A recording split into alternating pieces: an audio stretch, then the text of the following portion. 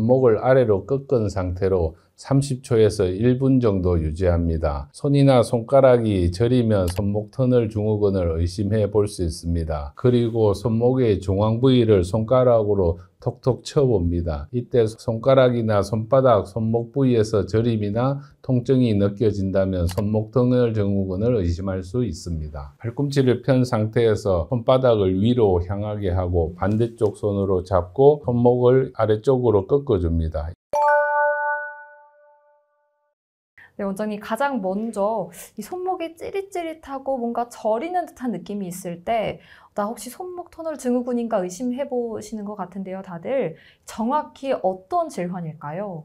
네, 손목 터널 증후군은 먼저 손목 터널이라는 구조에 대해 알아야 될 것 같습니다. 손목 터널은 손목뼈와 이를 덮고 있는 횡수근 인대로 이루어진 구조로 이 사이로 9개의 손가락 굴곡근과 정중신경이 지나가는 통로입니다. 여러 가지 원인에 의해 이 인대가 두꺼워져 터널이 좁아지고 염증 반응에 의해 내부 압력이 증가하여 정중신경을 누르게 되면 신경의 허일성 손상이 생겨 손이 저리고 감각 저하가 오고 엄지 더듬 근육이 약해지면서 잡는 힘이 약해지는 질환입니다. 그럼 이 발생 원인을 알아야 또 예방도 할 수 있을 것 같은데요. 이 질환은 보통 어떤 것 때문에 발생하나요?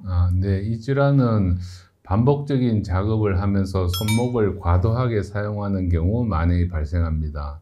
과사용으로 인해 염증 반응 등에 의해 압력이 올라가고 정중신경이 압박을 받아 손의 저림감과 감각 이상 등이 발생합니다.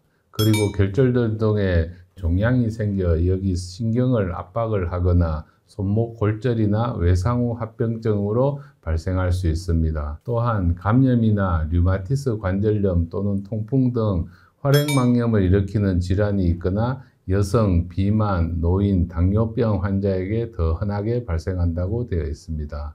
그리고 임신 중에도 일시적으로 발생할 수 있으며 40에서 60대 사이에서 흔히 발생하고 중년 이후의 여성에게 호발합니다. 네, 또 이 영상을 보시면서 혹시 나도 이 손목 터널 증후군인가 걱정하시는 분들 많으실 것 같은데요. 지금 당장 해볼 수 있는 자가 진단법 있을까요? 네, 있습니다. 네, 제일 흔하게 하는 진단법으로 양손을 마주보게 한 후 손등끼리 붙여서 손목을 아래로 꺾은 상태로 30초에서 1분 정도 유지합니다. 손이나 손가락이 저리면 손목 터널 증후군을 의심해 볼 수 있습니다.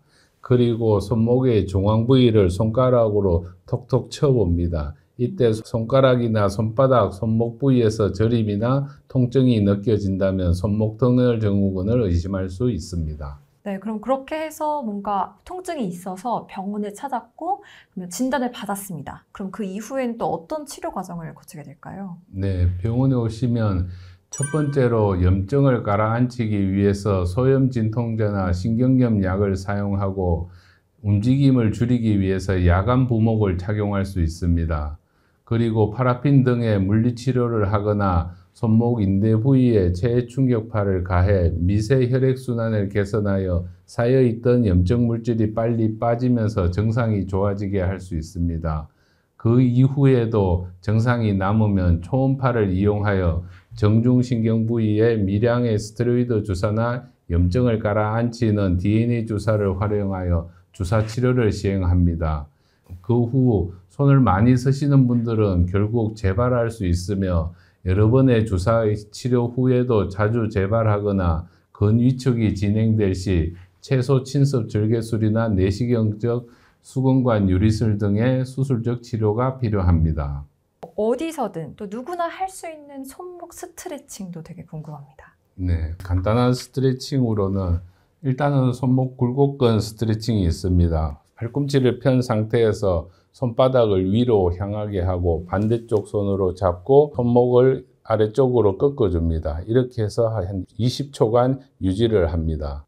그리고 반대쪽으로 손바닥을 아래로 하고 손목을 아래로 꺾어서 신전근 스트레칭을 시행합니다. 그 후에 정중신경 스트레칭으로 팔꿈치를 구부린 상태에서 손목을 펴고 주먹을 쥡니다. 그 이후에 손가락을 펴고 손목을 젖혀서 스트레칭을 하고 그 이후에 엄지손가락을 벌립니다. 그리고 그 이후에 손목을 돌려서 접시를 받치는 형태로 이렇게 취한 후에 이제 엄지손가락을 당겨서 수족관의 터널을 넓혀주는 스트레칭을 할 수 있습니다. 그 이후에 손가락 스트레칭을 해주면 같이 도움이 되는데, 손가락 스트레칭은 손목을 벌리고 손바닥과 손가락 사이의 관절에 90도로 굽혀서 유지를 하면서 손가락 근육을 끝마디는 편 상태에서 중간마디를 구부려서 이렇게 유지를 합니다. 이렇게 해서 쥐었다 폈다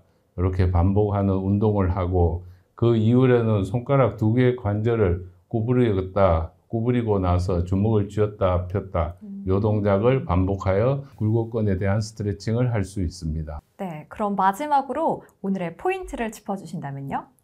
네, 손목 터널 증후군은 조기에 적절한 치료를 받고 스트레칭 운동 등을 하여 손목을 자주 풀어주면 대부분 일상생활로 잘 복귀할 수 있는 질환입니다.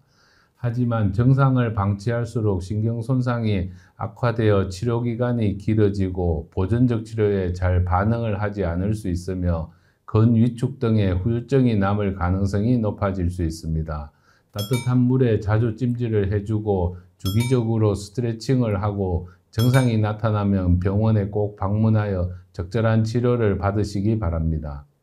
네, 알겠습니다. 오늘 원장님과의 이야기 여기서 마무리하도록 하겠습니다. 좋은 설명 감사드립니다. 네, 감사합니다. 오늘은 손목 터널 증후군에 대해서 자세히 짚어봤는데요. 저희는 다음 시간에도 건강하고 유익한 정보로 돌아오겠습니다. 지금까지 박준석 원장님과 아나운서 임지은이었습니다. 고맙습니다.